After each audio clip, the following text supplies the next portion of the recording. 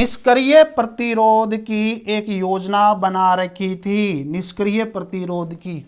उसी योजना के आधार पर अरविंद घोष, यानी कि हम ये कह सकते हैं कि विपिन चंद्र पाल की निष्क्रिय प्रतिरोध की जो योजना बना रखी थी, उसी से प्रेरित होकर अरविंद घोष ने भी अपना निष्क्रिय प्रतिरोध का सिद्धांत दिया और गांधी जी ने भी निष्क्रिय प्रतिरोध का सिद्धांत दिया।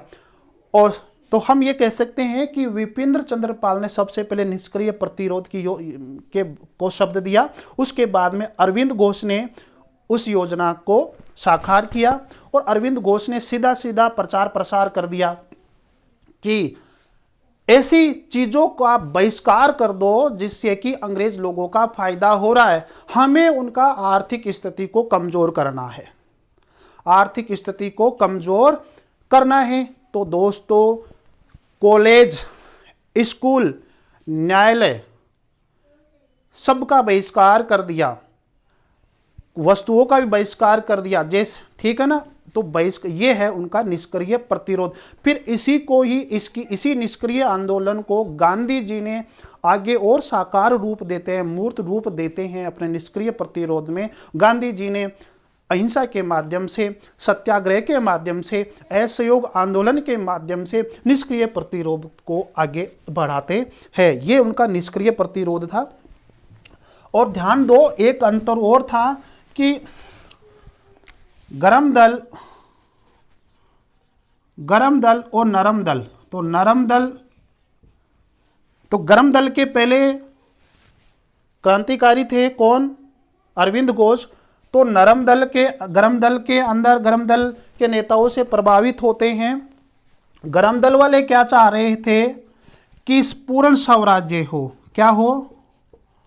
पूर्ण स्वराज्य की मांग की थी। कौन? गरम दल के नेता लाल बाल पाल, अरविंद घोष, ऐसे व्यक्ति पूर्ण स्वराज्य की मांग कर रहे थे। जबकि नरम थे। अंग्रेजों के शासन काल में ही नैतिक रूपता से क्या हो जाए? शासन हो जाए, यही है। यानी कि वो मांग कर रहे थे, क्या मांग कर रहे थे दोस्तों? डोमिनियन स्टेट, यानी कि आश्रित स्टेट। राज अंग्रेजों का ही रहे, राज तो किसका रहे? अंग्रेजों का ही रहे, लेकिन नैतिक रूप से हो जाए, थोड़ा सा मानवता से हो जाए, वो राज अच्छा है। तो देखो, क्रांतिकारियों ने क्या कहा? नहीं, राज होगा तो स्वराज्य होगा, भारतीय लोगों का यहाँ शासन होगा, देश को आज़ाद करना होगा। यानी देश को आज़ाद करने की क्या बात है? आज़ाद मत करो। भारतीयों में तो दम ही नहीं है कि वो स्वशासन स्थापित कर लेंगे। ये ऐसे थे नरमवादी लोग। तो डोमिनियन स्टेट की बात कर रहे थे नरम दल के लोग, और गरम दल के नेता आपको पूर्ण स्वराज्य की मांग कर रहे थे, गरम दल के नेता लोग। ठीक है, तो ये उनका अंतर था। और ध्यान दो, अब जब अंग्रेज लोग यहाँ पे आते हैं तो अंग्रेज लोगों की जो संस्कृति थी, अंग्रेज लोगों की जो संस्कृति थी वो कैसी थी? भौतिक थी। कैसी थी? भौतिक थी और तर्क बुद्धि वाली थी। तर्क बुद्धि वाली थी। लेकिन हमारे हमारे गरम दल के नेताओं ने ये संस्कृति थी, भौतिक थी, तर्क बुद्धि वाली थी। जब अरविंद घोष का जो राष्ट्रवाद आध्यात्मिक राष्ट्रवाद बन गया था और पांडिचेरी में उन्होंने आश्रम की स्थापना कर ली थी, अपनी विचारधारा को आध्यात्मिक विचारधारा में बदल देते हैं, आध्यात्मिक राष्ट्रवाद विचारधारा में बदलते हैं। तो वो क्या कहते हैं? वो लोगों को कहते हैं कि जो अंग्रेज लोगों की जो संस्कृति थी वो क्या थी? भौतिक थी। हमें इस भौतिकता के स्थान पर क्या स्थापित करना है?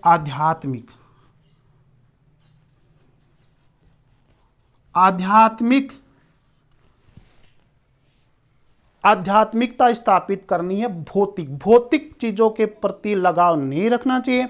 यदि देश को समृद्ध बनाना है, अच्छा बनाना है, सुव्यवस्थित बनाना है, देश को चलाना है तो आध्यात्मिक लोगों के पास आध्यात्मिक शक्ति होनी चाहिए। तो अंग्रेज कहीं ना कहीं भौतिक चीज़ों को महत्व दे रहे थे और अरविंद घोष के विचार जब परिवर्तन होते हैं तो वो कहते हैं कि आध्यात्मिक शक्ति से देश आज़ाद हो सकता है। और ये कहते हैं कि तर्क बुद्धि के स्थान पर क्या होना चाहिए दोस्तों, धार्मिकता। क्या होना चाहिए, धार्मिकता होनी चाहिए। कहीं ना कहीं तर्क बुद्धि जो होनी चाहिए वो केवल धार्मिकता की होनी चाहिए, और धार्मिकता की वाली जो तर्क बुद्धि है उसके आधार पर देश आज़ाद हो सकता है, स्वराज्य प्राप्त हो सकता है। ये उनके क्या थे, विचार थे। तो आपने देखा दोस्तों कि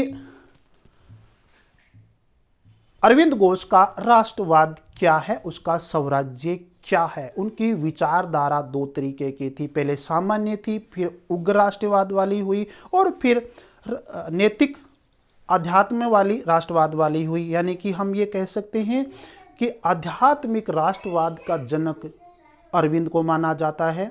ये उनकी विचारधाराएं हैं। तो वो ये चाह रहे थे कि अंग्रेज लोग यहाँ से किसी भी तरीके से चले जाए, साम दाम दंड भेद नीति किसी प्रकार का हम प्रयोग करें तो वो यहाँ से चले जाए दोस्तों। तो पहले वो सक्रिय राजनीति में थे, उन्होंने देखा कि सक्रिय राजनीति से तो कुछ हो नहीं सकता, सक्रिय उग्रवाद से कुछ नहीं हो सकता है, तो कुछ ना कुछ हम आध्यात्मिक राष्ट्रवाद की ओर जाए, लोगों को प्रेरित करें ताकि उससे हमारा देश आज़ाद हो सके। क्योंकि थोड़ा सा नरम बनकर देख लेते हैं तो शायद कहीं कहीं मान जाए, लेकिन ऐसा हुआ नहीं।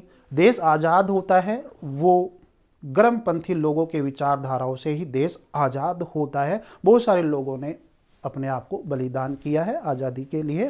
तो ये उनका राष्ट्रवाद था। धन्यवाद दोस्तों, जहाँ रहो मस्त रहिए, वीडियो को लाइक शेयर सब्सक्राइब करते रहिए।